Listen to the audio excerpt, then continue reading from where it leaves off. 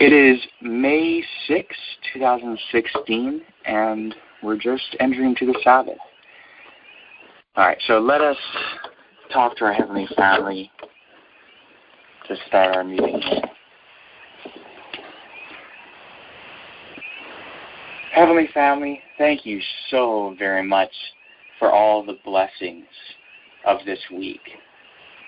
Thank you for guiding us each day and for providing your love and your counsel and everything that you have for us so that we don't just have to wander around in this world not knowing where you're leading us. Thank you so much for making yourselves plain. And thank you also that we now get to enjoy the Sabbath and everything that it has for us. Heavenly Family, each Sabbath you always started out for us so nicely with such a wonderful meeting. And I just want to ask that you do the same thing this Sabbath and that you guide us to understand exactly what we need to understand and that you guide us to think according to right principles and to join with each other in unity of faith and love. Thank you so much, Heavenly Family. May your name be glorified. We ask these things, B'Shem Tzemach, in the name of Branch. Amen. Mm-hmm. All right. So it feels like it's been so long since we've had a meeting now. After getting together so often during the Feast of Unleavened Bread and then not getting together for, a number of days. Although I know that there's been the Tuesday and Wednesday night meeting and everything. But yeah, it seems like it's been a long time. So where we left off, the last night of the Feast of Unleavened Bread, we actually didn't continue going through I should clarify that. Sunday night, we had the meeting where we talked about the wave sheaf and different things like that. We didn't actually continue on that meeting in the community rule. And I think we still have a little bit to go through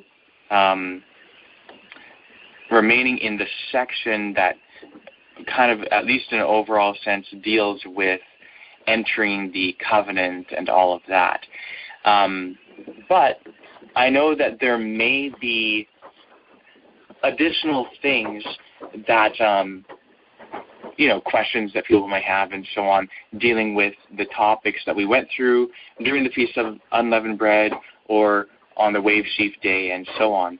So before getting into anything related to the community rule, I just wanted to ask if anyone had questions or comments on any of that.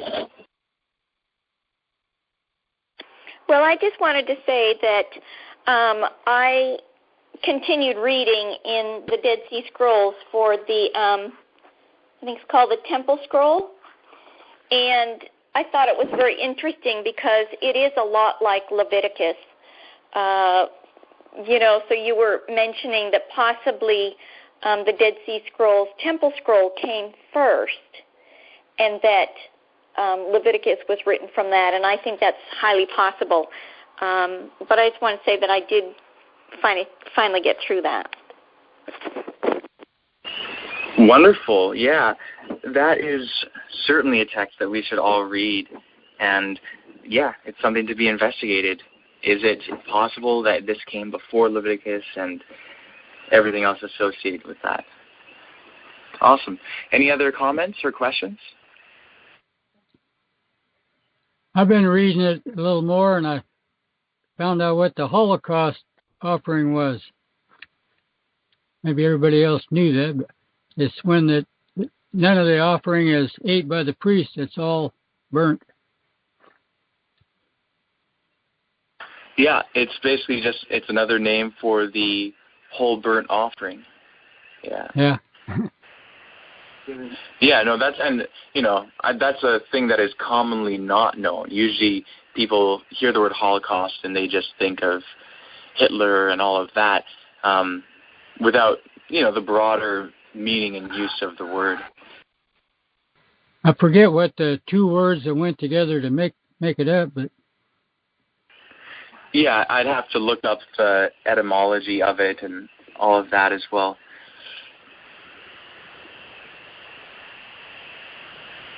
So did anyone else have anything? I know that, some of the things that we discussed have very far-reaching implications, and, it could end up going off in a number of different areas from that point. So I don't know if anyone has contemplated much the things that we have gone through and what the implications may be, and questions arising from that and different things. But, we're, obviously we have more than just this meeting to discuss all of those things. So as things come up in the future, we can discuss the various aspects more. So if anyone else here has comments or questions, please feel free to mention them. And if you guys are just ready to get back into the community rule, you can mention that as well. like Rebecca said, it really gets into detail. It only said something about priests 20 years older and older could offer the one thing. And anyway, it was really detailed compared to Leviticus. It was pretty awesome. Yeah, there's certainly a lot of detail in the Temple Scroll. A lot of it is very, very similar to things that you find in Leviticus, and even things that you find in Ezekiel, because Ezekiel goes into a lot of priestly things too in the latter chapters. So yeah, the Temple Scroll has a lot of that sort of thing. Yeah, something to be investigated for sure. I have a question relating to the Passover unleavened bread week. It goes back to the crucifixion week.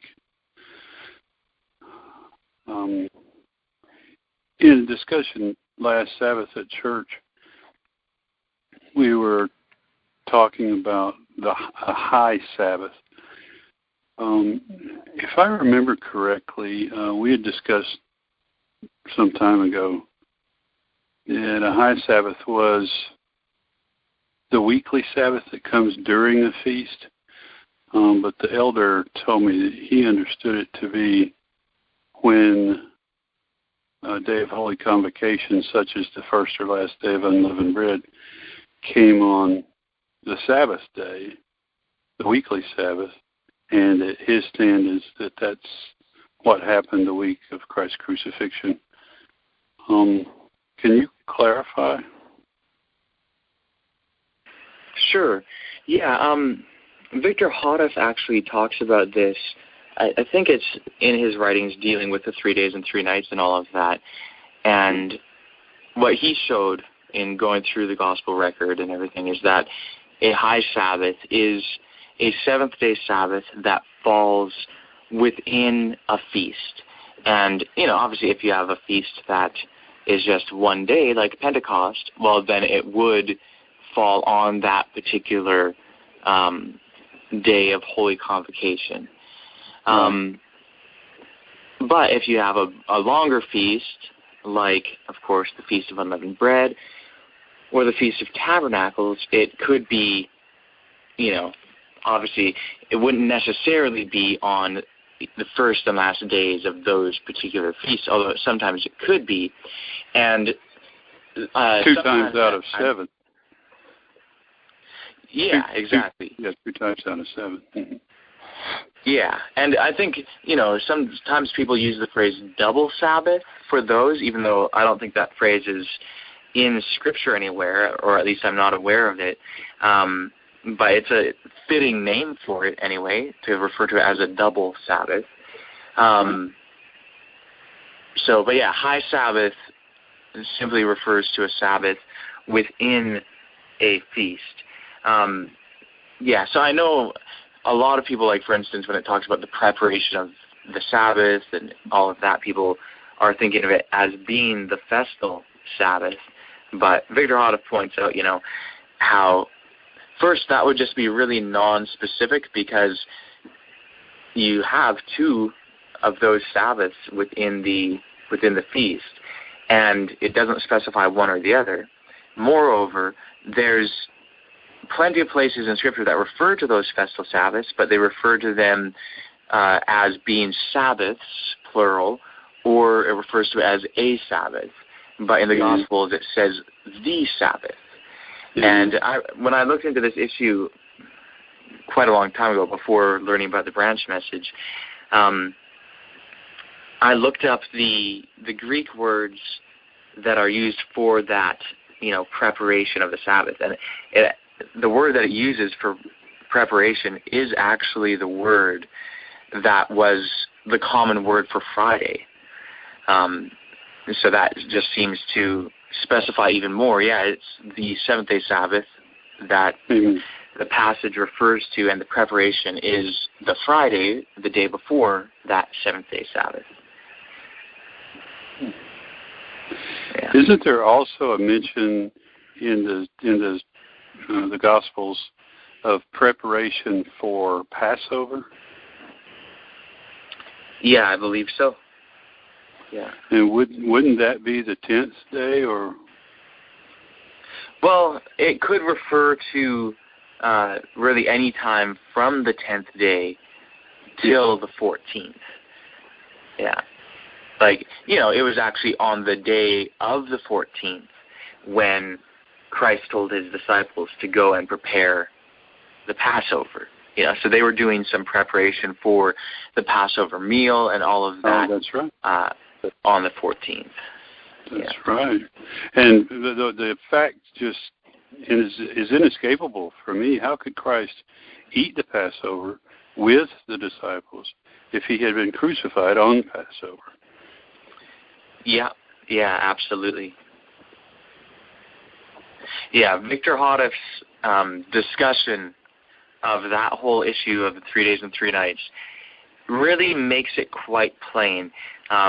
There's just so much debate over that, and I've met people who basically devote their lives to that subject, and it's a huge, huge deal for them.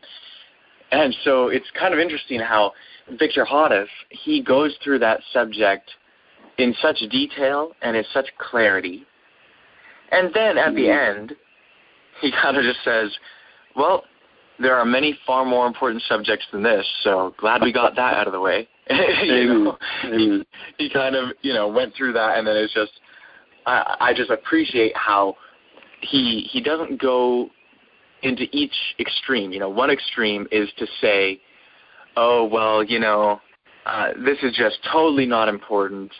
Why study something like that? Just focus on love, or and just ignoring something like that. And then the other is to capitalize it and make it, the present truth or something like that. And Victor Houteff, he goes and deals with it as it needs to be dealt with, and then he moves on.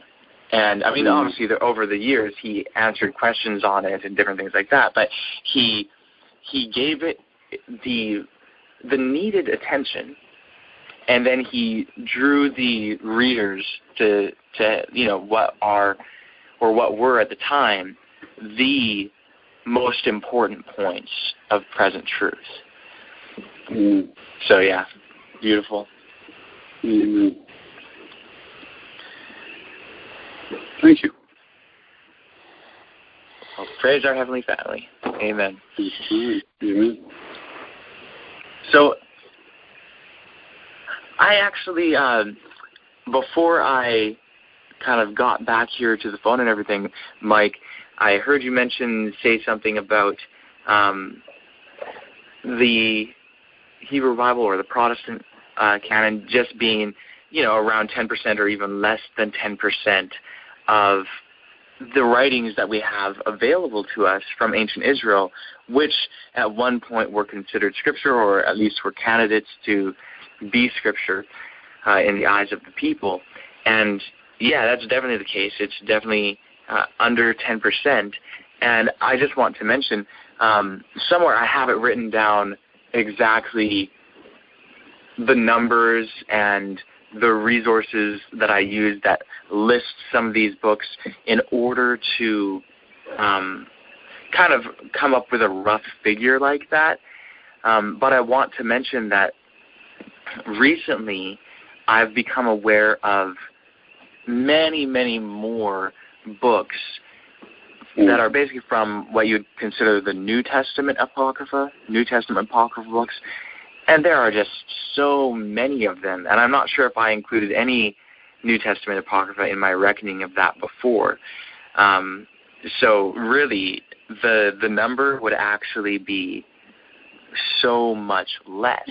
It's probably maybe just a couple percent, if that, that the Hebrew Bible is among the writings of ancient Israel. And it's hard to find a term that encompasses all of this.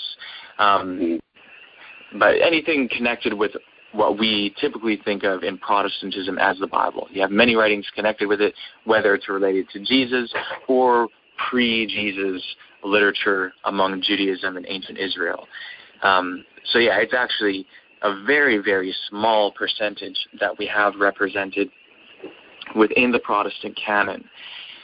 So I just thought I would mention that just kind of for the benefit of everyone, just to know how, yeah, it's actually even a greater difference than we realized. And I'm sure as time goes on and as more discoveries appear, then basically the percentage of these writings which the Hebrew Bible and the New Testament take up will be seen to be even smaller and smaller.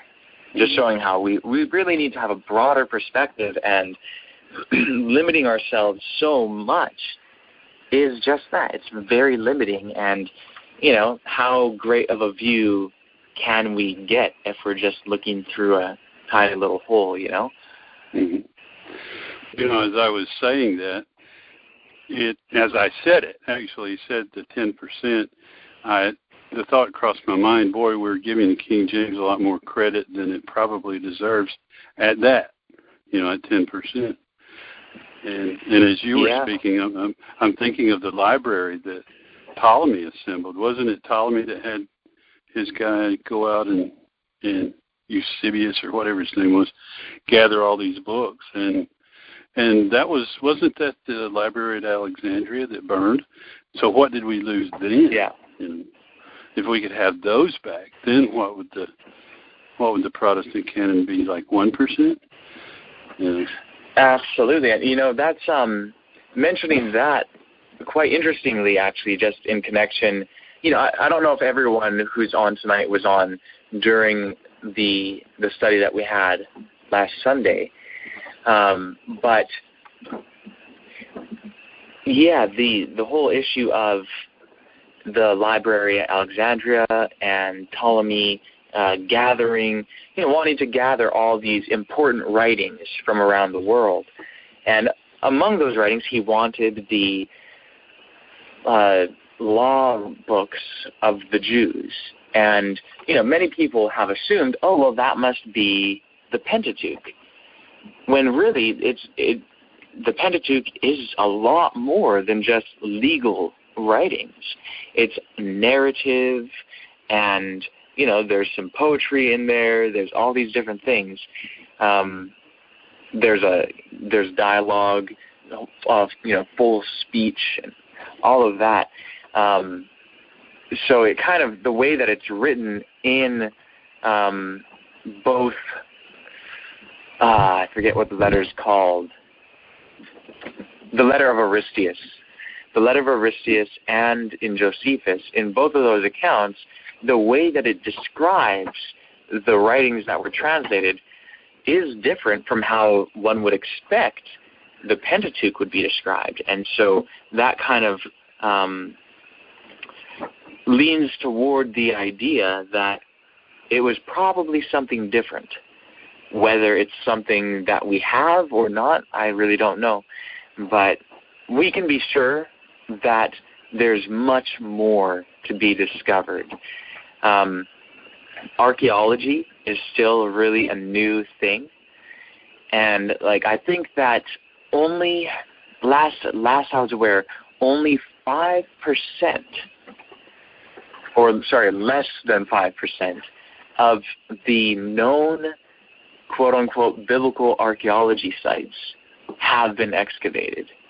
And most of those that have been excavated have not been thoroughly excavated. It's just, doing some excavation there. So there's many, many sites that are there, and some of them may have writing in them, and some of them probably don't.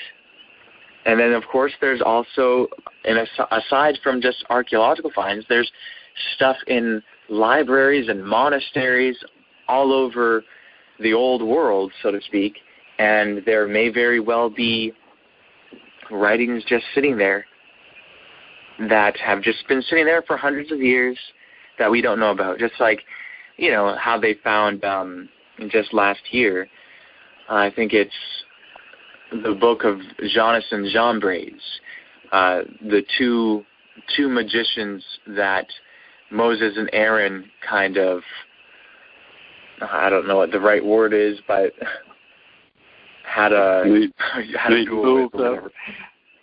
Pardon? Made fools of? That's one way to put it, yeah. But Jannes and Jambres, you don't actually find their names within the Pentateuch, but I think it's Paul, either Paul or Peter, I think Paul though, refers to Jannes and Jambres. And hey, well, you have Jannes and Jambres referred to. It's not in the quote-unquote Hebrew Bible anywhere, but it is in certain apocryphal texts where it mentions their names. And then this one text, the book of Jannes and Jambres, is certainly more focused on them. And so it was just found. I think it's a 16th century copy found in some monastery in Ethiopia. And yeah, so it was just found last year, just totally unknown, but there it was, sitting in a monastery, not even hiding away somewhere. And so there's bound to be many, many, many things like that. So what I'm really looking forward to is the discovery of the gospel according to the Hebrews, because that will be a very significant discovery whenever it happens. Mm-hmm.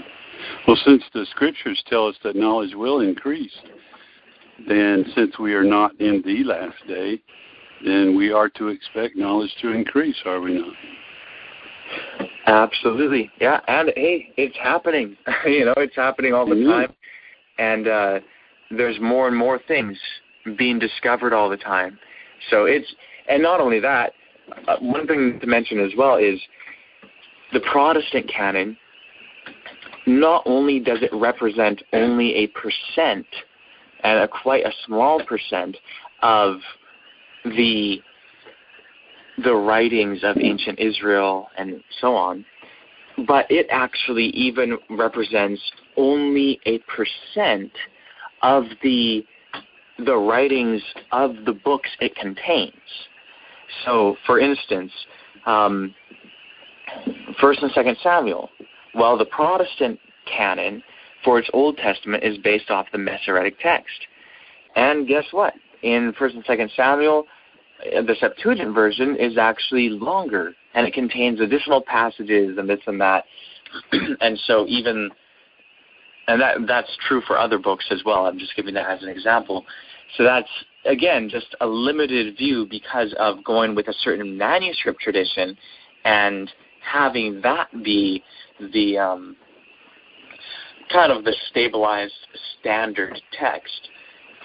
So yes, we are certainly robbed of much when we make the decision to limit ourselves to such a small portion of writings. And we do have limited understanding of what we actually have in our hands. Absolutely, yeah. A man mentioned to me, asked me if I ever heard of Codex Gigas. said it translates big book. He said a priest spent his whole life writing it out or something. Has anybody ever heard of that?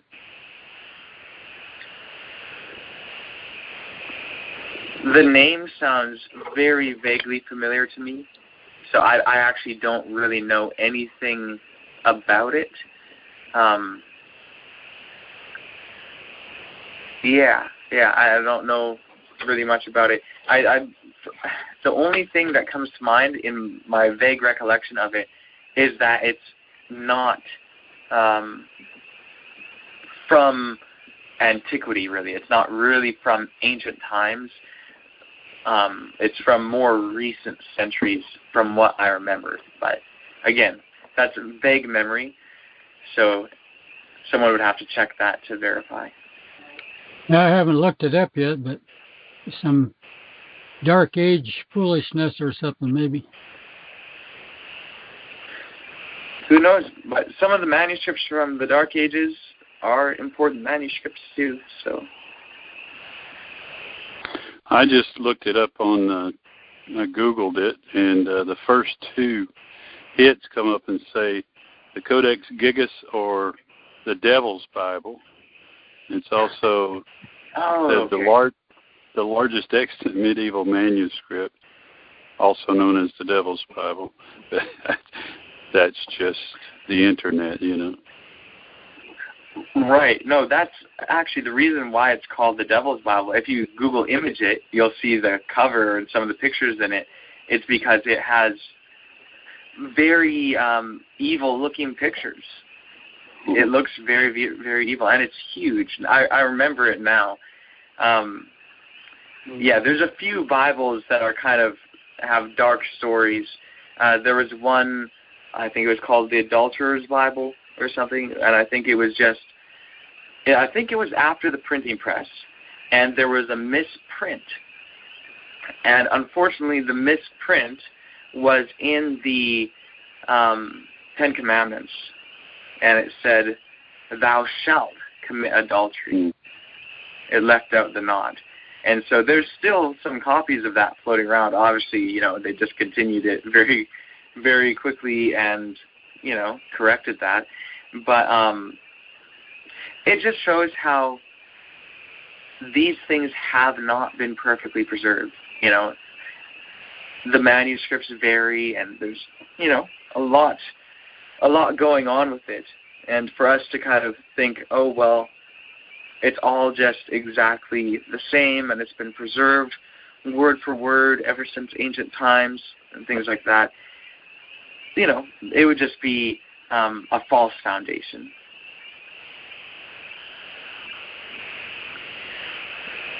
So are there any other questions or comments from anyone, whether on these topics or on something else related to these things, or to the community rule, or, you know, any of these things related to the message and the principles upon which it is based?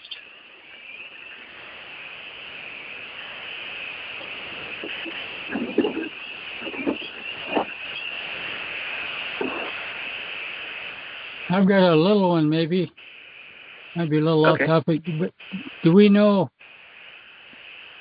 all the books that Ellen White had in her library?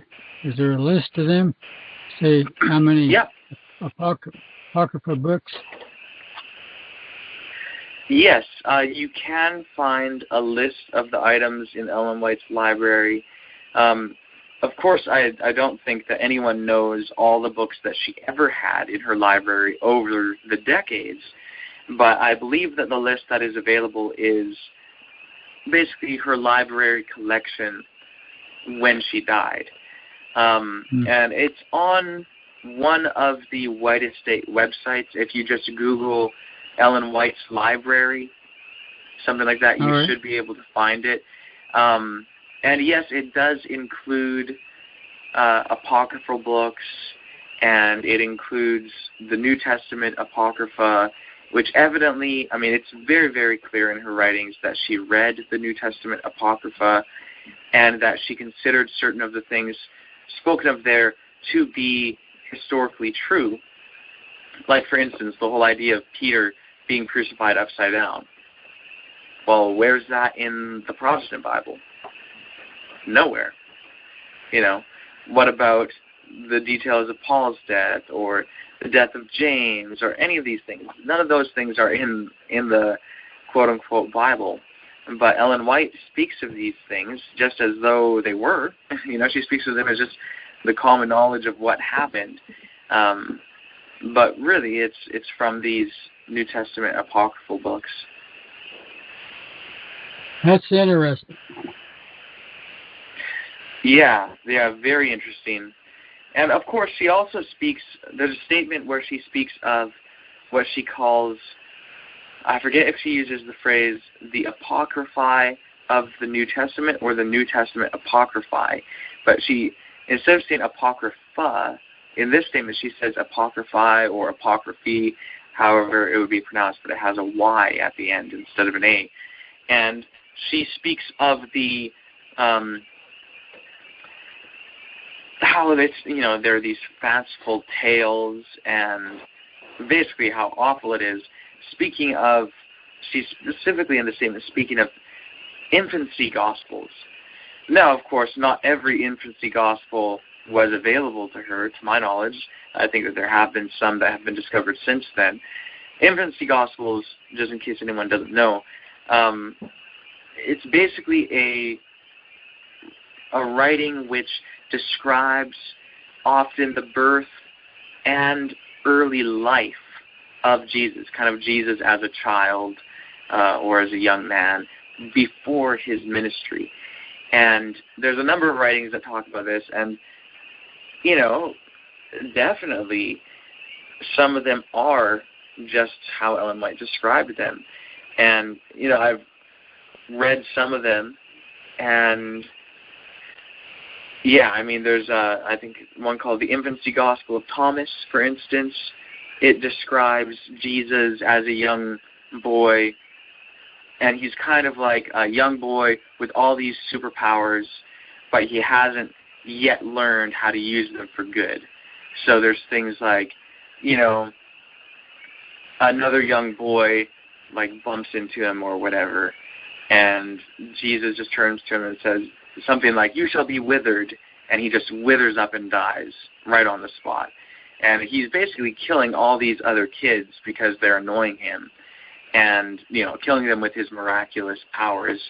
And, you know, it's that sort of thing, and everyone's all kind of afraid and telling Joseph, you know, you have to take him away from here. He's killing all of our children. And who is this? What manner of person is this? From what womb was he born? And, like, really that sort of thing. So, yeah, it really portrays Jesus as being mischievous as a young child and even a murderer. But whoever wrote the text was obviously either just trying to entertain themselves and others and just making a joke out of it, or they were very sick-minded. So there's definitely texts like that, you know, and I always want people to understand when we talk about the canon and when we talk about all these other writings, we're not telling people all of this is true. We should just believe all of these books. No, we're saying that we need to question all of these books and investigate all these books and to see what they say. And we should even investigate the writings that we are used to on the same merits. Do these writings claim inspiration? Are these writings a product of inspiration? And this, of course, is for each individual writing. You know, each individual writing, does this claim inspiration? Is this a product of inspiration? Is this historically accurate, whether it claims to be a product of inspiration or whether it doesn't, or whether it is a product of inspiration or whether it is not? The question of whether it is historically accurate is another question separate from that. And so that needs to be asked. And, you know, you have different questions to ask concerning each of these texts. We need to ask them concerning the texts in the Protestant canon and we need to ask them concerning the text outside of the Protestant canon as well. Amen. Amen. I heard somewhere lately that our minds are capable of continual development forever, something like that. Amen. Which makes sense. And I was thinking, well, truth, you think the same thing would apply to the truth too. We're never going to get to the end of it. Amen. Capable Praise of God. continual development. Amen. Praise our Heavenly Family. Amen. Amen. Truth Eternity simply is what is. Yeah. Eternity Sorry, will not be boring. Right. Absolutely. The beauty of perfection. Amen. And the path tree is frog the best. in the background. Oh, yeah, you're hearing the frogs? Yeah. Yeah, it's really nice. They've been singing to us over the past number of days.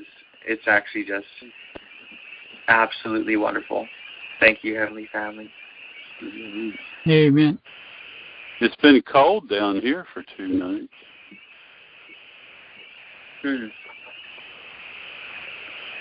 Amazing. Well, this is a beautiful world, and even with sometimes harsher weather conditions and everything, it's just an absolutely beautiful world, and entering to the Sabbath, it's just a wonderful thing to consider the beauty of creation.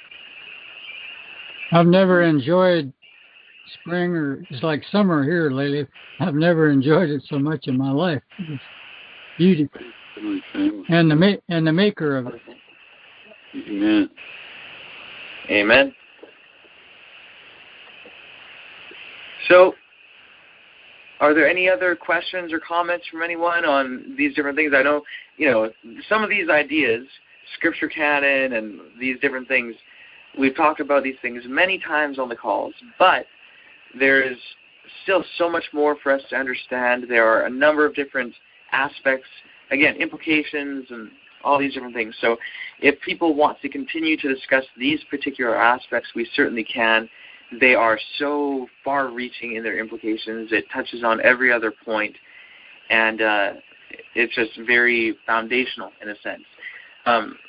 So if there are other thoughts or comments or questions on these subjects, absolutely feel free to mention them. Or if it's on something else too, whether in relation to the message in general, or if it's more specific to some of the things that we've been focused on more so lately. Whatever will help our development the most, that's what we need to be talking about. Amen. I'm just curious if anyone else has any thoughts on this. Mike and Leroy and myself have been, talking about these things together, and it's certainly enjoyable and good discussion. So I'm just wondering if anyone else has any thoughts or comments concerning these subjects, or again, on something else.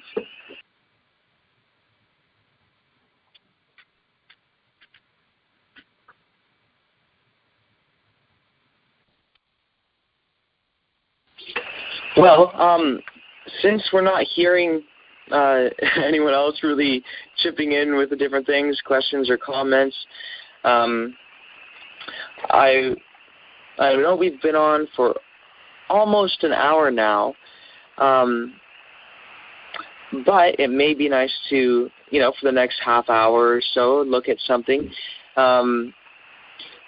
So are you guys ready to look back at the community rule and, kind of recap that, talk about that, or what are you guys thinking? Sure. Yeah. Okay. Now, since we have rain and everything here, I'm wondering, would someone else like to recap the community rule and, kind of where we left off and that sort of thing?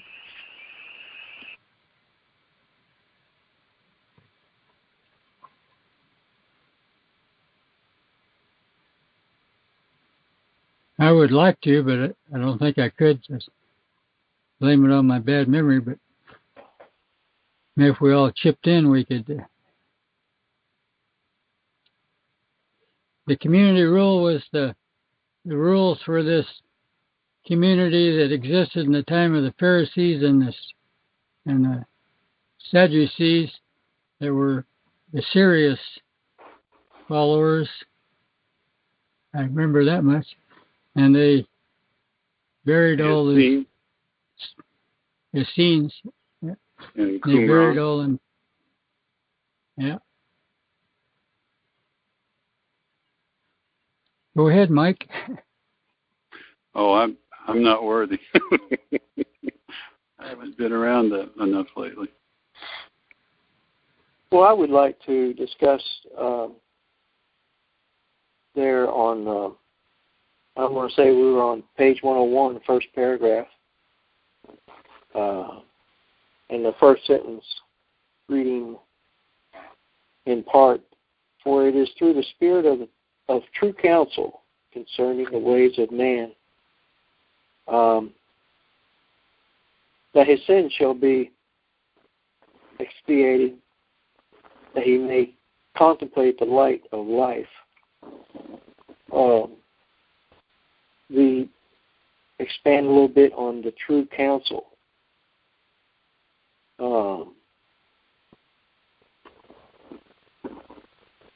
I guess just point blank, have we been able to define what is the true counsel?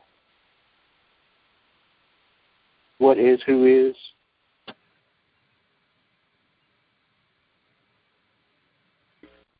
You know, something. The scripture comes to my mind of the straight testimony of the true witness. Yes, Revelation. That's a true witness, and this is the true counsel, which could be the truth. Counsel, if you're counseling somebody, you're giving, good, sound advice. In our case, it would be divine. It would be divine truth from the heavenly family. Amen. God's word. Amen. Any thoughts on that, Trent? First, I just wanted to mention that for everyone, that is the paragraph that we have been investigating, and you read the first part of it. And just for anyone who has a book with different page numbers or anything, I'll just mention that is in 1QS, column 3, line 6 or 7 or so. Yeah. So you guys should be able to find that. Yeah, so this is one of the aspects that I think it was the last night of the Feast of Unleavened Bread that we talked about this, and how this sentence, again, I'll read it again. For it is through the spirit of true counsel concerning the ways of man that all his sins shall be wiped away, that he may contemplate the light of life. So what we found is that within the context of this sentence, the reading the preceding material and so on, it's explaining why it is that someone who refuses to enter the covenant will not be able to have his sins wiped away. So it's talking about the covenant ceremony, and someone may refuse to enter that covenant, and he will be unclean for all the days that he despises the law of God, refusing to be instructed in the community of his counsel. That's the community of God's counsel. So that's the last part of the previous paragraph. And then this first sentence is explaining why it is that he will be unclean for that whole time that he refuses to enter the covenant and despises the laws of God and doesn't enter into the counsel of God. And the thing is, the counsel of God is the community of God, which is the community of God's counsel. And the reason why he can't be justified while refusing to enter the covenant and walking in the stubborn ways of his own heart is because the way that someone has their sins wiped away is by the Spirit of true counsel. And if the community of God is the community of His counsel, then by refusing to enter the community, you are refusing to enter His counsel. And if you're not wanting anything to do with the counsel of God, then you are cutting yourself off from the very thing that has the potential and the ability to wipe away your sins. And so the true counsel is indeed the message of truth. And it's the counsel or the advice given from our heavenly family to us concerning the ways of man. That's what it says within the text. It's not just the counsel concerning anything. It's not just the doctrines that compose the message or the interpretation of various prophecies or this or that. It's the counsel concerning the ways of man. And of course, the ways of man are unclean. And, we have to be able to listen to our Heavenly Family's message concerning ourselves and how far off we are, so that we can, by that reproof, amend our ways or turn from our ways and choose the ways of heaven rather than our own ways. So this sentence certainly comprehends a lot. And then, of course, the next aspect is it explains why. It says, that he may contemplate the light of life. So all his sins shall be wiped away, that he may contemplate the light of life. What this shows is that if someone is despising the laws of God and refusing to enter into His counsel, well, guess what? They're cutting themselves off from the light, so therefore they aren't putting themselves in a position of being able to contemplate the light. And so really, it's when they choose to be rid of their stubbornness that they enter into the covenant, into the community, into the council, and thus have exposed themselves to the light of life and can contemplate it from then until forever. Amen. So that's the beauty. That's the path of the just is as a shining light, which shines more and more unto the perfect day. So that's showing how, yes, they are to continue on in the way of life and shining more and more into perfect day. Well, that's just the image of progression of light, the light becoming brighter and brighter and clearer and clearer. Amen. And we're you got to endure to the end. Sorry. Go ahead, Gary. So I was asking, the source of the true counsel is that coming from the Master or existing writings, or? Yeah. I guess that's my question. Every way that the Heavenly Family communicates. Amen.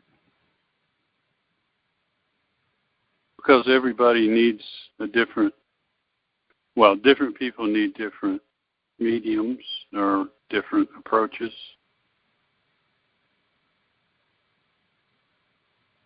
Focusing on the word counsel, I was thinking before, if you have an issue that you're struggling with and you need true counsel, right? Then you seek a counselor, right? And right. The only way you're going to get resolution is, in this case, it's the true counsel. So it's right. a true counselor.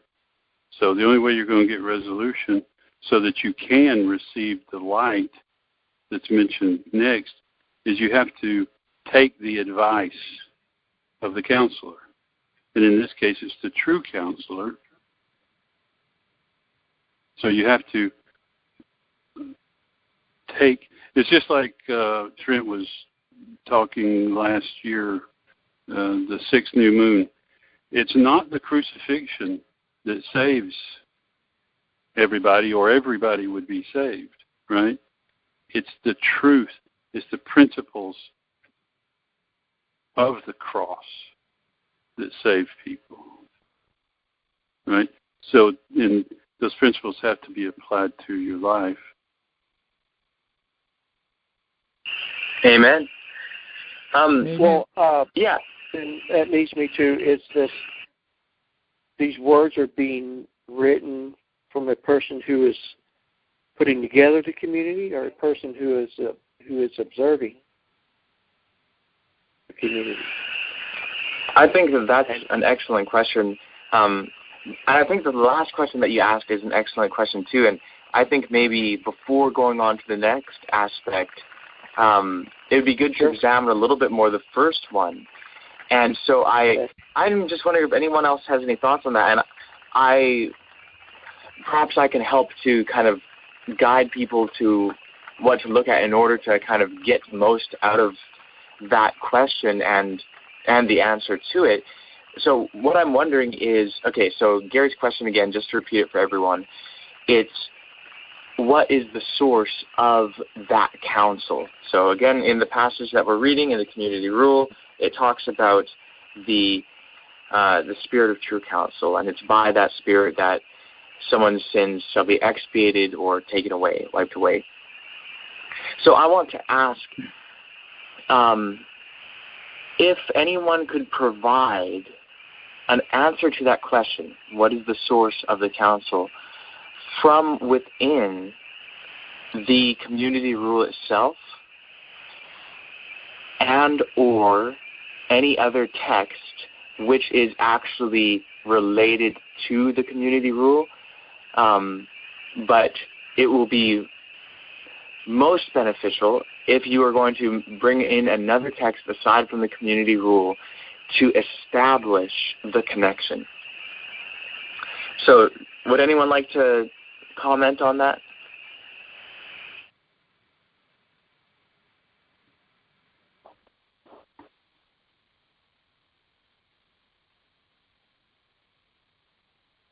My comment wasn't answering according to your out there, but the master wrote it down, but he was inspired by the Spirit of Truth herself to write it, and that would apply to all the other people she's brought truth through, that's come into our world. Hey, I just wanted to mention that's kind of getting to the next question of, right. Harry said, well, who wrote this? Was it someone, who is observing the community, or someone forming the community, or what? So I think that we need to address that after. But in order to do all things decently and in order, I think we have to stay with this first question first, because there's still so much more to get out of that. And the reason why I'm asking for someone to actually provide an answer in that way is because it keeps us looking at it within its own context, and rather than applying what we think something might mean when we read it, because, we're coming from our own context, right? We're reading something. We have all these things floating around in our minds about the rod message, the branch message, Adventism, the New Testament, whatever, all of those things, when none of that existed yet when this was written. So in order to get the most out of it, we have to try to understand first, okay, well, what is this trying to say in its own context? And then we can expand from there, It's not to say that we are ever to be limited to something's own context, because something then goes and impacts another thing. And then an idea that may be contained in one writing may be expanded upon later in another writing. So that's all good and fine, but we do need to get into a habit. It's a much neglected stage of investigation to let the writing simply speak on its own. And in order to let it speak on its own, when we ask questions concerning it, we need to find the answers within the own writing. So that's why I'm saying, okay, well, in order to find out what the author or authors of the community rule had in mind when speaking about the spirit of true counsel, well, we have to see what they said. And so that's why it's important to look within the community rule. Is there anything that could answer the question about, well, what is the source of that counsel? And I found something. Excellent. And I'll just mention, just to wrap this thought quick, how there may be other texts which are very directly related to the community rule. Like if something was written by the same person, well, that's an immediate connection, something like that.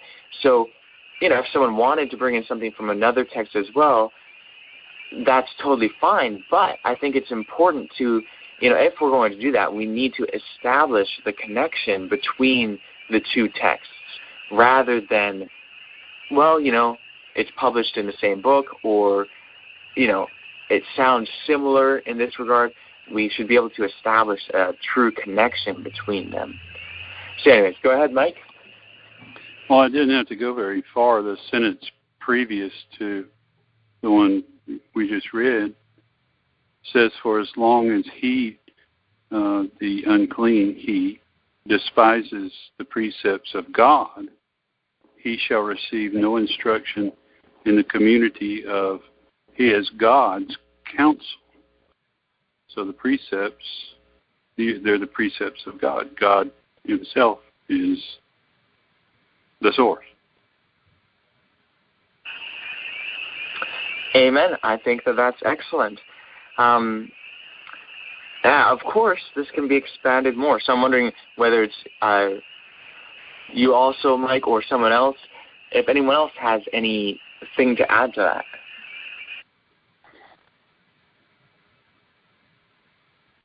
I don't know if this is but there was an obvious first sentence, right, 1QS, column 1, on page 98, according to Burmese. It says, the Master, as he translated, the Master shall teach the saints to live, and then right there in brackets, according to the book of the community rule. So I get the impression from that there is a book that's being taught, the teaching is taught from. I'm not a literature, I was involved in mechanics and electronics, so everything was, this is a lot new to me, so. But that just stood out, according to the book of the community rule. It almost makes me think that the Master is working from something that is written or something that was passed down.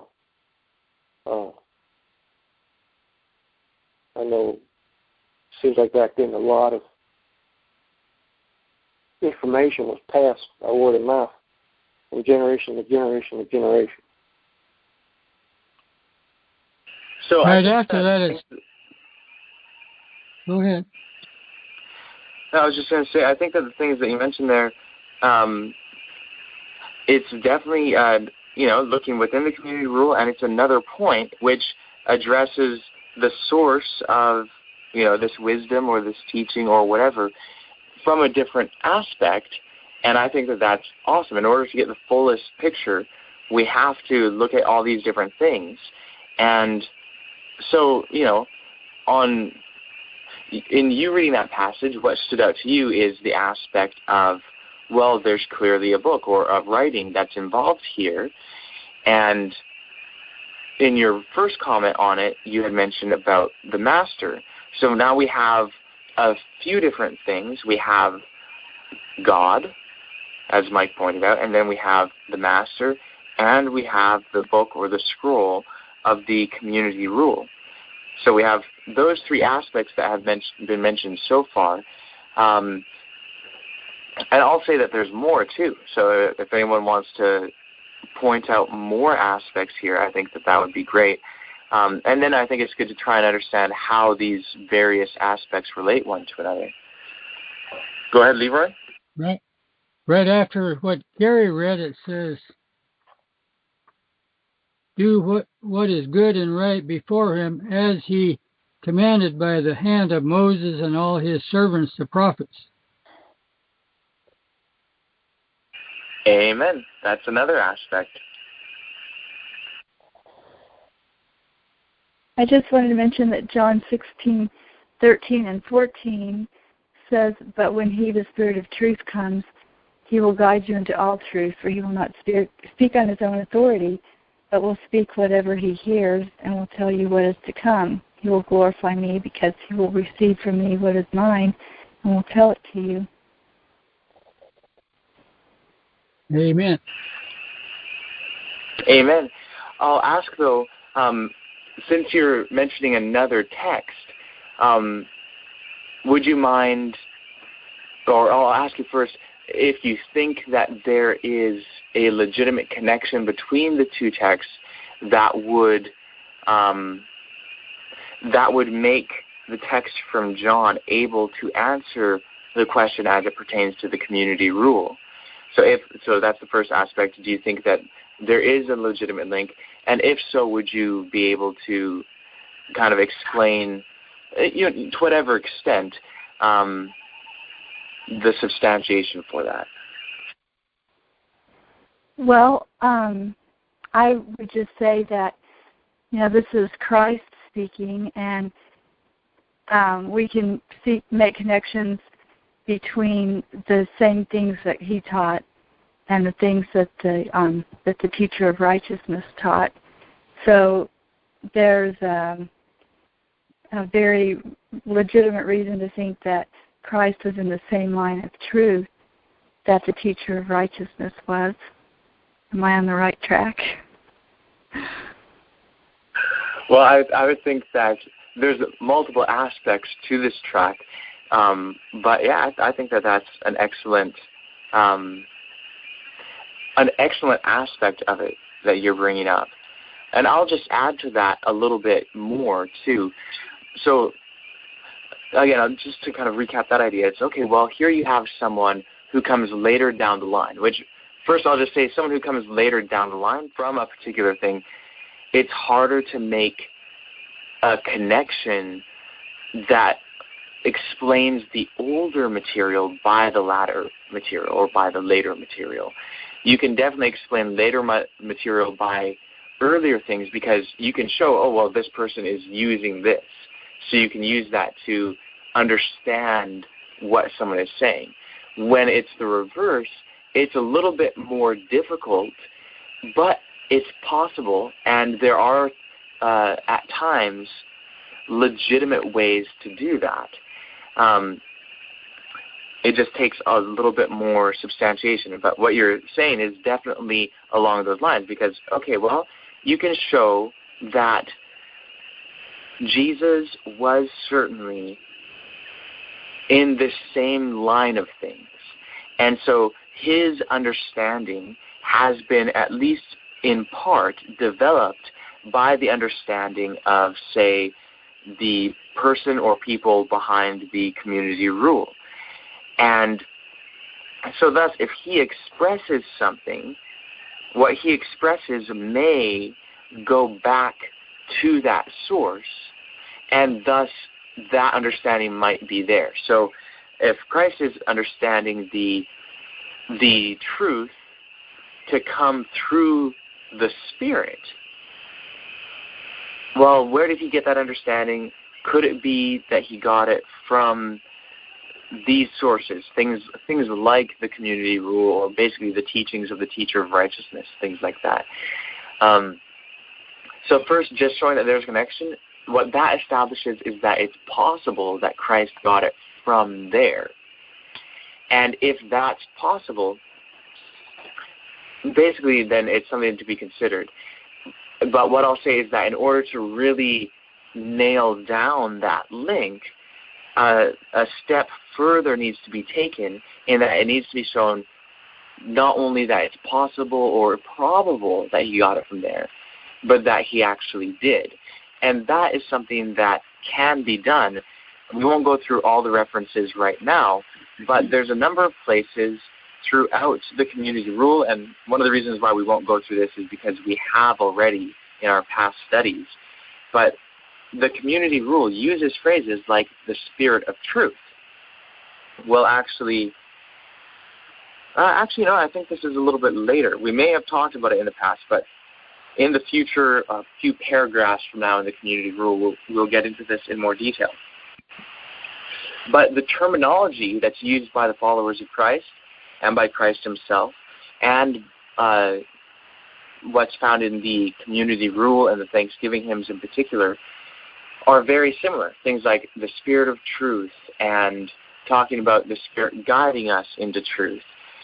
And the other aspect that I would mention to substantiate that connection is actually just a little bit later within, well, actually, even the very next sentence, within this passage that we are reading in the community rule. It says, he shall be cleansed from all his sins by the Holy Spirit, uniting him to his truth. So that right there shows that within the community rules understanding, where is this truth coming from? Well, it's coming from the Spirit. The Spirit is uniting him to his truth. So the Spirit is kind of the mediator of that truth, or the one through whom the truth comes to the individual. So that definitely shows that that understanding that's expressed in John is basically founded within this same framework. So I will say, though, that in order to answer that question within the community rule, going to John is the longer route to get there. Because as we just saw, that same point to show how, the Spirit is also viewed as what you might term a source for truth or a source of truth in the community rule. Well, the quickest way to do that would be to read the following sentence, which actually states that. That said, going to the Gospel of John, even though it's the longer route to take, it's certainly a scenic route. And there's a lot to be gained from that. And so, I think that that's excellent.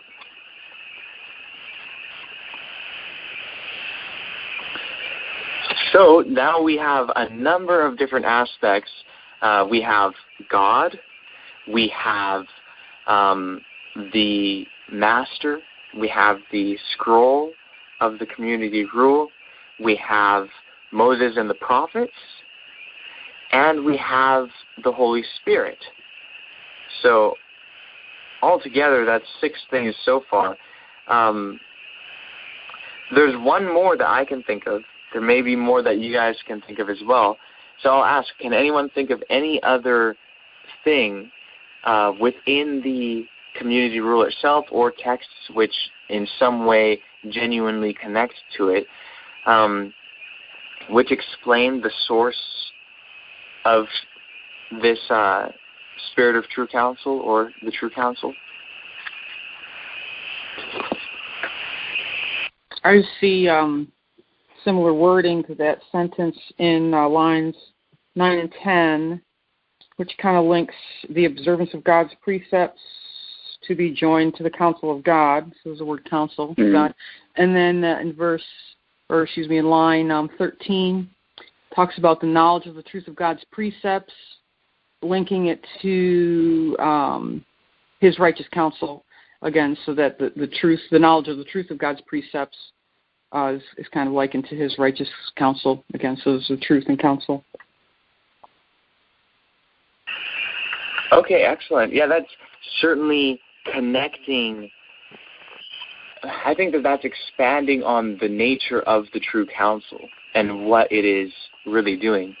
But hey, we just got our little notification that we only have 5 minutes. So even though we probably shouldn't go on for a whole lot longer, it'll be good not to be just rushed and cut off in the middle of our investigation of this aspect. So we're going to hang up and then call right back in. So we'll be back in just a minute. I really appreciate how our Heavenly Family is taking us step by step to help us to understand how to prove these things. Amen. Amen.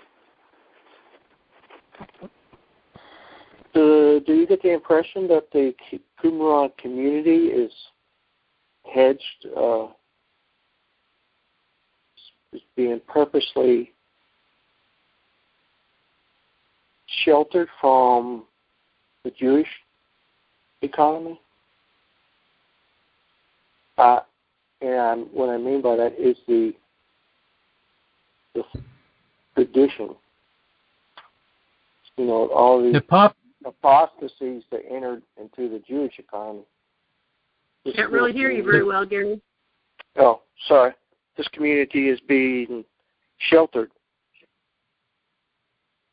and instructed by the master, by the true counsel. Well, That's the thought that came across my mind. They separated themselves from the Pharisees and Sadducees in Jerusalem because the compromise that they saw within the church at Jerusalem. Hey, so we're back now. Just wanted to let you guys know. And actually, I just heard barely just the tail end of what you guys were saying coming back in. And I just wanted to mention in terms of kind of the separating of the Essenes or the Qumran sect from other Jews. I'm not sure if the Pharisees and Sadducees existed yet as separate sects. So this is history that needs to be looked into. Like, when did the Pharisees come about? What's their origin? When did the Sadducees come about? What's their origin? And same thing with the Essenes. So those things need to be investigated, and how those different groups related to each other and things like that. But I just asked that it was seen that the Qumran community is being protected or sheltered, and there's no compromise. They're being taught divine truth from the master, and there's no tradition, and there's no apostasy allowed to enter. As though the Heavenly Family are overseeing this community, and these writings are effective then and effective now. Mm-hmm. Well, our Heavenly Family certainly attempts time and time again to keep their people pure. But, of course, the history of the world so far, that has always ended up failing. There's always been apostasy. There's always been all these things. And the same thing did happen in the Qumran community. So far as I can tell, fairly soon. We don't know that much about the teacher of righteousness. We don't know when he died or anything like that. So don't know if the apostasy began while he was still alive or after he died. Hard to say just because we don't know that much about it. I mean, so many times it's after the prophet dies, and then there's this great apostasy. But, of course, with Ellen White's example, well, apostasy was present early on within her ministry even, and continued on till the end and after. So, yeah, the Essenes in the time of Christ had certainly already by that time gone astray from the truth on many points, and maybe even 100 years before then, or more. So, but those are things certainly to be investigated. But what we've found so far is that the writings which go back to at least early stages of the community certainly teach the principles of true righteousness and many other aspects which are quite remarkable. But I wanted to ask again, I know kind of when we had to leave there, it was still in kind of investigating a certain point, and that's the aspect of the source of this counsel. So did anyone else have any comments on that? And specifically, any other aspect of the source or any other thing that's in some way designated as the source? And then after that, after anyone makes any other comments on that, then we can go and at least consider briefly the relationship between those various quote-unquote sources. I have one. Sure. It's from hymn 23, formerly 19 in the Thanksgiving hymns, and it's about, I think, lines 11 or 12. It says, I, the Master, know thee, O my God, by the Spirit which thou hast given to me, and by the Holy Spirit I have faithfully hearkened to thy marvelous counsel. Mm-hmm. Okay, so that certainly designates the Holy Spirit as being the one to teach him and all of that. And this one may be already a little bit more apparent since we've talked about it somewhat in the past, but did you want to briefly mention how the Thanksgiving hymns have genuine links to the community rule? Well, because it's probably the master, the teacher of righteousness that wrote them. And the community rule, used them, the Thanksgiving hymns. Okay. Yeah, pretty straightforward. And the question of authorship is something that we will have to discuss more at some point. And probably really that's something that we'll have to get into in more detail in another meeting. But, yeah, I mean, certainly it's a reasonable possibility that needs to be considered that the teacher of righteousness also wrote the community rule. And even if he didn't, clearly the community rule is hugely influenced by the teacher of righteousness. And so there is certainly that legitimate connection. Any other comments? I just have a question. Do you mind repeating the sources that you named that we've already discussed? Sure. So we have God, the Master, the scroll of the community rule, Moses, the prophets, and the Holy Spirit.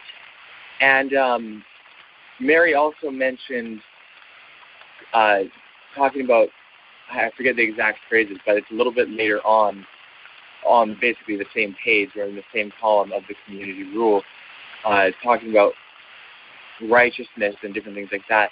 Although I'm not sure if that's designating that as a source for the council or if that is, it seems more so to be explaining the nature of the council and what the council consists of and things like that. But yeah, that's, if it is designating a source, then that's another one as well.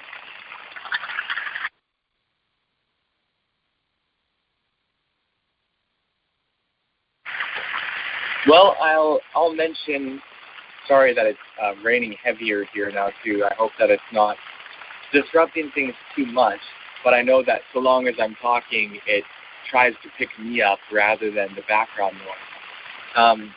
The other reference that I'm looking for, I actually haven't been able to find it yet. I believe it is also in the Thanksgiving hymns, and it might even be in, I thought it was in the hymns that we have gone through. Actually, you know what? I think I just remembered where it might be. It might be among either in hymn 3 or 4, but it might be in the sections that were not actually translated by Giza Vermes. It might just be in the parts that he left out, but which I've written down here. But there is, I'm just going to, just because of the rain, I'm going to go on mute for a second and see if I can find it quickly here, because I think I may have found the section that it's in. Okay, yeah, I found it. It's in what is designated as hymn 3 in the translation by Giza Vermes, and this is part of a section that he did not translate that's close to the beginning, and I think it's column 5 of the hymn, the Thanksgiving hymn scroll. And so the author is speaking to the Lord, and he says this, and I'll just read a little bit broader of the context. He says, "Blessed are you, Lord, ... spirit of flesh, ... in the power of your strength and the abundance of your mercy, together with the great goodness and the and the cup of your wrath and the zeal of your judgment, ... unsearchable, all ... all insight and instruction and mysteries of thought and the beginning, ... you established, again, ... holiness from ages of old to ages of everlasting. You resolved, ... holy ones, ... and your wonderful mysteries you have instructed me for the sake of your glory and the depth of your insight. You have made me understand, and the source of your insight you have not hidden." Now, one of the things that I find very interesting about this passage is that it says, "and the source of your insight you have not hidden." Well, here you have this person speaking to God and referring to God as having a source of his insight. So this is something different from how, of course, most people are used to thinking. But he's addressing a source in particular, and it's the source of God's insight. And the next sentence, he explains what this means. He says, "You have revealed the way of truth and the works of evil, wisdom and folly, ... righteousness, ... their works, truth, wisdom and folly." And he goes on, but it's kind of fragmentary. But the part that's clear is, right after that, he explains, he says, "You have revealed the way of truth." So we have a number of different aspects. Again, we have God. These are all things which can legitimately be mentioned as sources for counsel within the community rule's own context. You have God, you have the Holy Spirit, you have the Master, you have the scroll of the community rule, you have Moses and the prophets, you have the Holy Spirit. Maybe I already mentioned the Holy Spirit, but you have all these various things, and you have the source of God's insight. And what is that? Well, the truth. Well, what is truth? Well, it is what is. And so it's just the reality itself, and that is what is being described in the Thanksgiving hymns as being the source of God's own insight. Material reality, the way things actually are. So you have all these different aspects. What do you guys think about the relationship between these various aspects? I've got a thought. Sure. What you just said reminded me of something that I have determined not to do, is to have an opinion of my own and it's hard sometimes, and to let the Word speak, or to speak the Word instead of what I think. And, it goes back to Gary's, this right here shows the connection between God and the teacher. I went back and saw Vermey's commentary, and he said that it came from the Damascus document. And if it's okay, I'll read a little bit from the first page from column 1. I'm on page 129. This would be a Damascus document, column 1, and from about line 5 through 12. Sure. And I just want to ask quickly that in Geezer Vermey's introduction, what was it that he said came from the Damascus document? Oh, I'm sorry. I went back to it's section number 2. Let me see if that's chapter 2. It's the history of the Essenes. That would be part 3 in Vermey's book on page 49. He talks about the history of the Essenes. It says the search for clues to the origins and story of the movement begin with the Damascus document. And he goes on and he gives his understanding. But I looked at the Damascus document, and it's just clear as a bell, the connection between God and the teacher. Yeah. Can I go ahead and read it now? Yes, please. I'll just start at the top of Listen now, all you who know righteousness, and consider the works of God, for he has a dispute with all flesh and will condemn all those who despise him. For when they were unfaithful and forsook him, he hid his face from Israel and his sanctuary and delivered them up to the sword. I think it's talking about Nebuchadnezzar. But remembering the covenant of the forefathers, he left a remnant to Israel and did not deliver it up to be destroyed. And in the age of wrath, 390 years after he had given them into the hand of King Nebuchadnezzar of Babylon, he visited them, and he caused a plant root to spring from Israel and Aaron to inherit his land and to prosper on the good things of his earth. And they perceived their iniquity and recognized that they were guilty men, yet for the 20 years they were like blind men groping for the way. And here it is. And God observed their deeds, that they sought him with a whole heart, and he raised for them a teacher of righteousness to guide them in the way of his heart.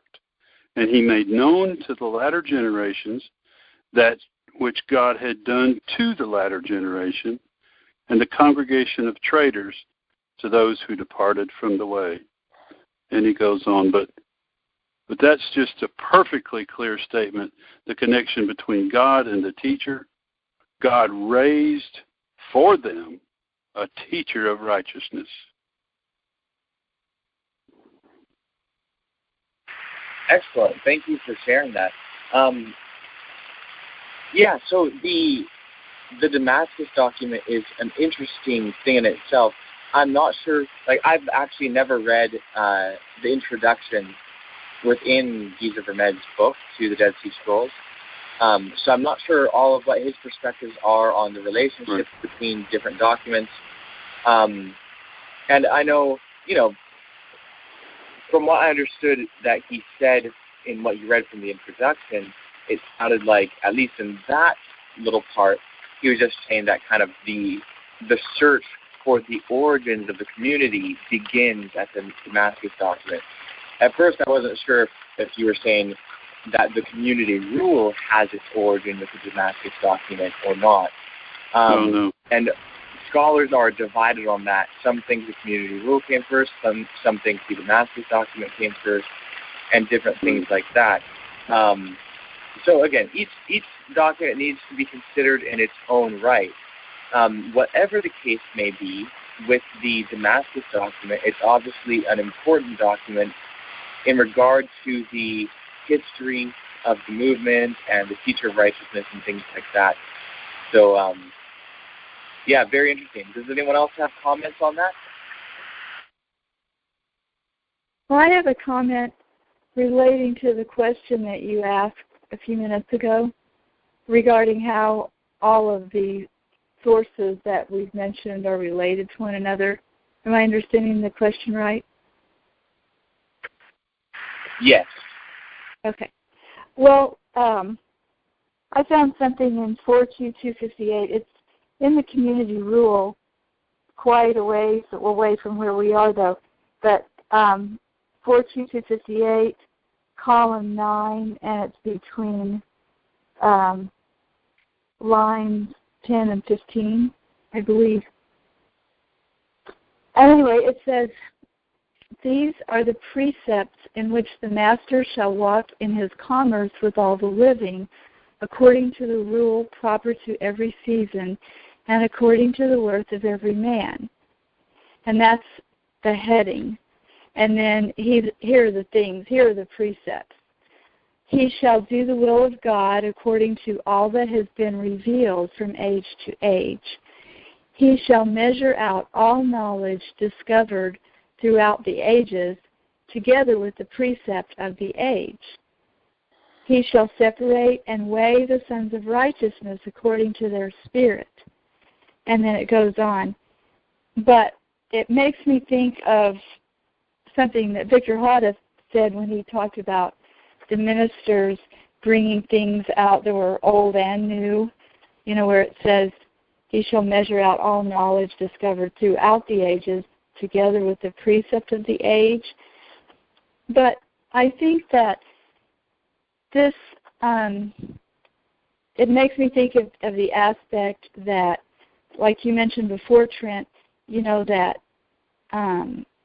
there is just truth as it is.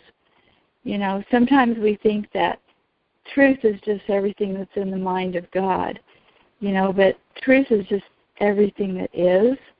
And so the way all of those different sources relate to one another is that, they all, I think of them as all having a tentacle, into reality, truth.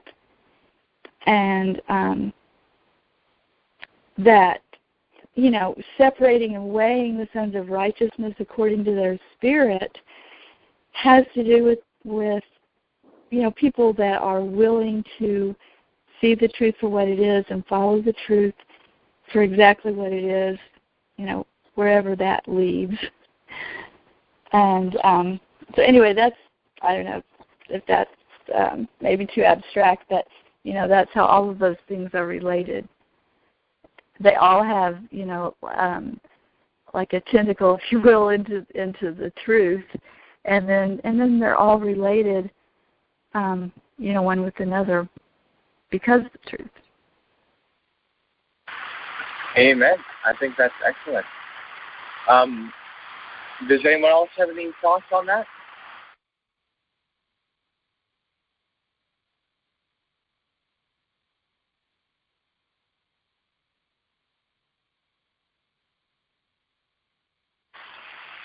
Well, I'll just mention, this is very much along those same lines, but to discuss a little bit more of their relationship to each other, they all go back to that original source, truth.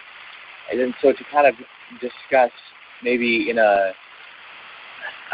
one sense in a more linear fashion, but it can't be described totally in a linear fashion. But ultimately, we'd have to say, you look at some of these things, okay, well, where does this counsel come from? Okay, well, it's coming from, let's say, whatever sources the community is using. So the community has available to them the community rule, and they have available to them the writings of the prophets and all of that. And so they're getting this from those. But the community rule let's say if it was written by the teacher of righteousness, well, then it goes back to the teacher.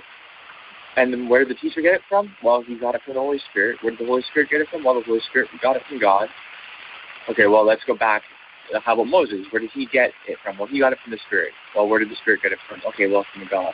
Okay, well, how about the prophets? Where did they get it from? Well, they got it from the Spirit. Where did the Spirit get it from? Oh, well, from God.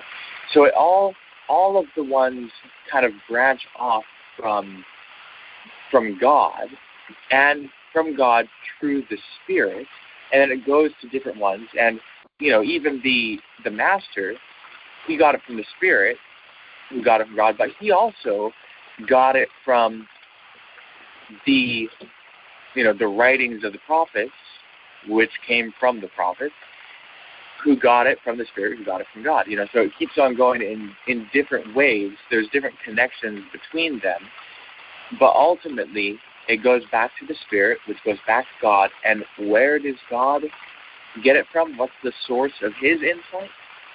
Well, it's from truth. It's from reality. It's from just the way things are. And so ultimately, if we want to talk about source, that is the ultimate source. However, of course, all of these other things can be viewed as sources. It's just that they are sources dependent upon sources themselves. And the only source which does not depend on any other source is that original source, which is, again, the way it puts in the Thanksgiving hymns, the source of God's own insight, which is the truth itself. So that's kind of, how I would explain at least that aspect of the relationship between those individual items that are all sources for counsel. But it shows you that ultimately, if you reject one of those sources, like let's just say all this is true, if you reject the community rule, it's one of the sources. And thus, if you reject it, you are actually rejecting, the teacher, you're rejecting the Spirit, you're rejecting God, and you're rejecting the truth. You're rejecting, the whole thing. And so, no matter on which point in, which source that you end up having a problem with, it all ends up going back to that original point. And so you end up rejecting that, which is the foundation of all things. Which, again, is why if someone refuses to enter the community, they're cutting themselves off from counsel, they must be unclean. That is their necessary condition while they refuse the precepts of God, while they refuse to enter the covenant. And, of course, they can't be justified or purified or anything like that while they are in that condition. And so that's, and when I say while they're in that condition, it's while they're in that state of mind, that state of decision. So, yeah, if anyone else has comments on that, perhaps we should, that can be discussed. But if not, I think it would be a good time for us to close off the meeting. I know that Gary did mention another aspect of, who wrote the community rule. Is it someone observing the community, someone founding the community, or what? Like, what's the deal? That is a very excellent and important question, but I just think it would take too much time to kind of enter into that whole discussion now. So perhaps we can get in that tomorrow night, or perhaps that's left till even later. We'll see. We'll pray about that and see where our Heavenly Family leads. So what do you guys all think? Got a suggestion for Gary. Gary, look at page 54 in your book, the history of the Essenes, and look at the things that Vermes refers to. It may shed some light on it for you as to how the community of the Essenes came together. Yes, well, I've been observing. I need to do some extracurricular reading. I have jumped into the community rule and haven't ventured either side of that. And now I see that I need to read the history and all the aspects that are mentioned before, and the aspects in the Damascus. And well, just as Trent said, you can't take Vermeer's.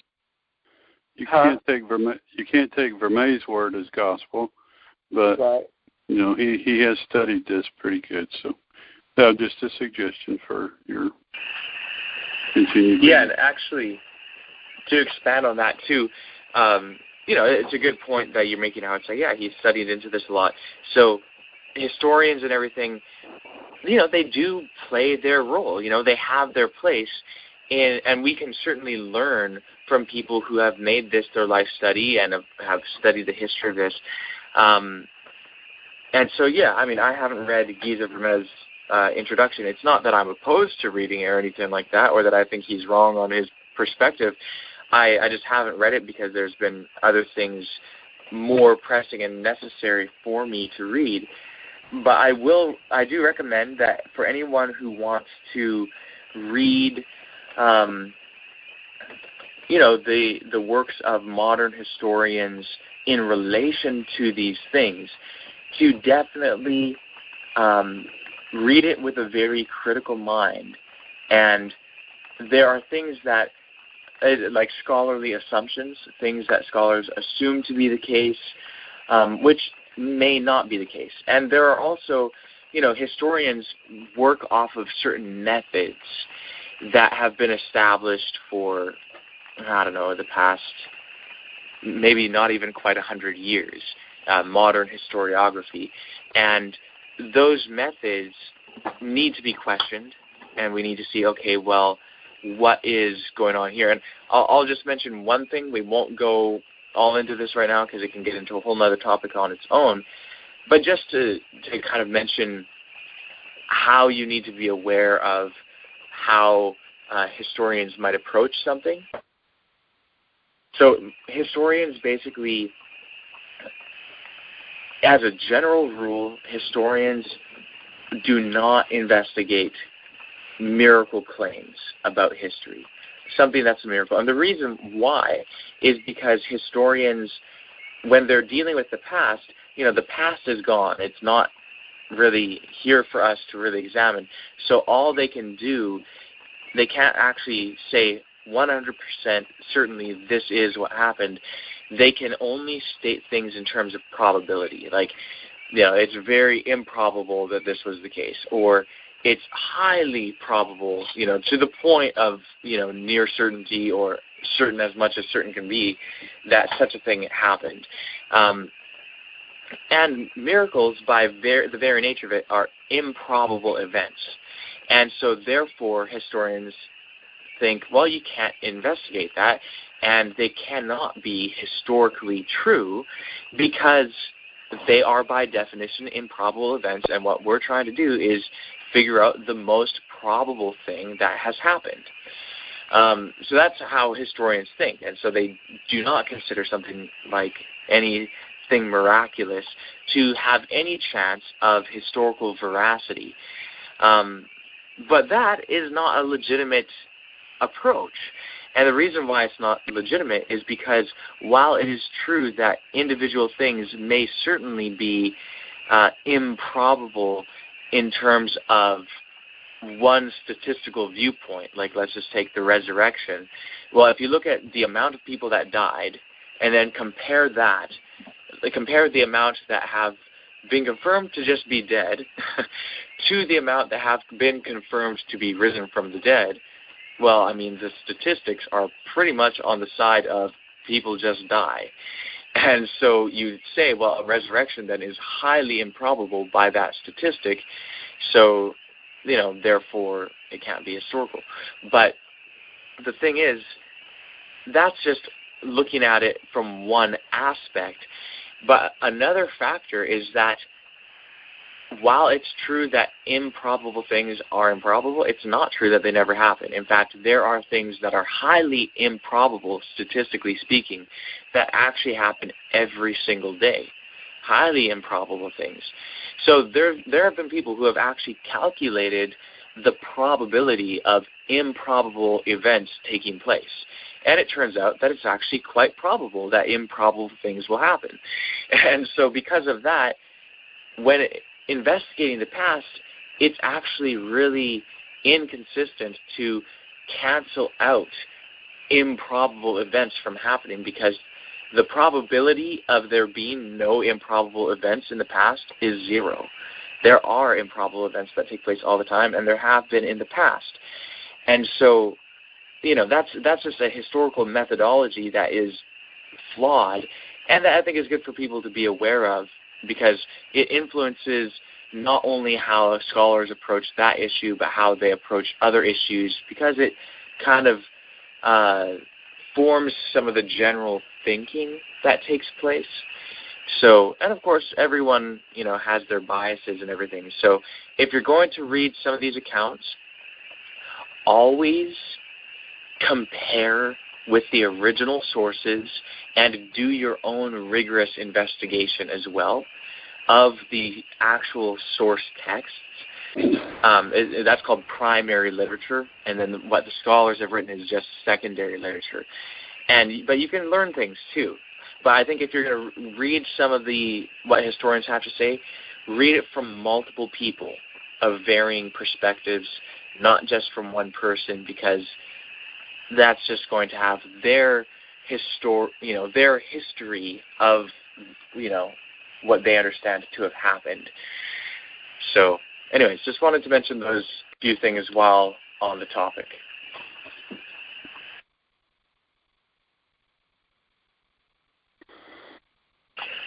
All right. Well, are there any last comments or questions before we close off the meeting?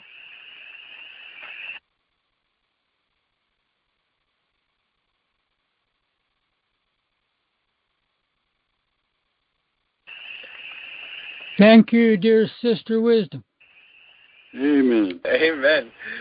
Yeah, I was actually going to just say, I was like, well, all right, well, would someone like to thank our Heavenly Family? So it looks like you started. So I don't know if you want to continue on that and thank them more, and then we can close off, or if someone else wants to. But if someone could volunteer, that would be great. I'll start. Somebody else can continue, maybe. Sounds good. Dear Sister Wisdom, we thank you that you made us with minds that are able to have continual development for eternity, and given us truth that can develop for eternity also. So we thank you for wanting us to be like yourself and live with you forever eventually. May none be lost. May we bring many into the understanding you're bringing us into. We just praise you and thank you.